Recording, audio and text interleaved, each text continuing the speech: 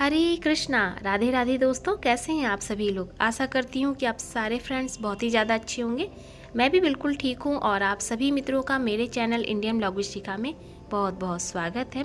So friends, आज हम कार्तिक मास महात्म्य में कथा अध्याय 9 सुनेंगे, जिसमें कि जलंधर के जन्म की कथा बताई गई है। तो चलिए कथा प्रारंभ करते हैं। सबसे पहले हम श्री गणेश जी को ध्यान में करेंगे। ओम श्री गणेशाय नमो नमः। इसके पश्चात हम श्री हरि को प्रणाम करेंगे।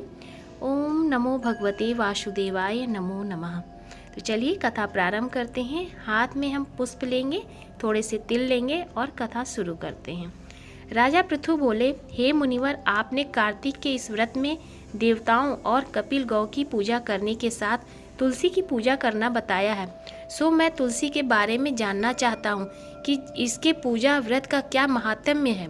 यह कौन सी देवी हैं? तुलसी भगवान को प्यारी कैसी हुई?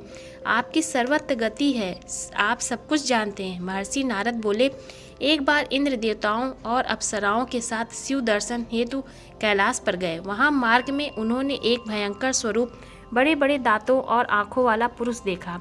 देवराज ने उससे पूछा, तुम कौन हो? शिव जी कहाँ गए? इंद्र के इस प्रकार बार बार पूछने पर भी उसने उत्तर नहीं दिया। तो देवराज ने क्रोध करते हुए कहा, तुमने मेरी बात का उत्तर नहीं दिया है, मुझे तुम्हें वज्र से मारना ही होगा। यह कहकर इंद्र ने अपना वज्र मारा और कहा, दुर्मते, अब तेरी कौन रक्षा करेगा? देखता हूँ। वज्र प्रहार से उस भीमकर्मा के कंठ पर नीलता तो आ गई, किंतु वज्र भस्म हो गया।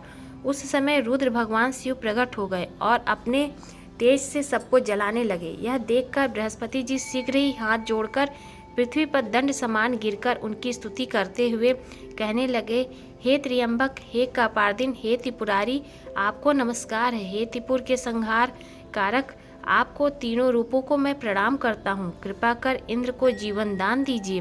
बृहस्पति जी ने शिव जी की इस प्रकार स्तुति कर आगे कहा कि हे भोलेनाथ, आप इस शरणागत इंद्र की रक्षा और अपने नेत्रों की ज्वाला को शांत करें। तब शिव जी ने अपनी आँखों की अग्नि को रोकते हुए बोले, यह निकलती हुई अग्नि आँखों में तो फिर वापस नहीं जाएगी, अतः मैं इसे दूर फेंक देता हूँ। इतना कहकर शिव जी ने उस अग्नि को समुद्र की ओर फेंक दिया, जो गंगा सागर के संगम पर जाकर गिरी। इस प्रकार शिव जी को शांत होते देख देवराज इंद्र और गुरु बृहस्पति जी को संतोष आ गया। नारद जी बोले, लीलाधारी शंकर भगवान इतना कहकर अंतर ध्यान हो गए। तब इंद्र और बृहस्पति जी भी भय से मुक्त होकर परम सुखी हुए। तत्पश्चात जिस बात की उन्हें जानने की इच्छा थी, उसे जानकर वे दोनों भी अपने स्थान को चले गए। इस तरह से हमारा यहाँ पर 9वां अध्याय पूर्ण होता है। बोलिए श्री हरि विष्णु भगवान की जय। इसके पश्चात अब मैं मिलूंगी आप सभी को 10वें अध्याय के साथ। तब तक के लिए हरे कृष्णा, राधे राधे, जय श्री राधे।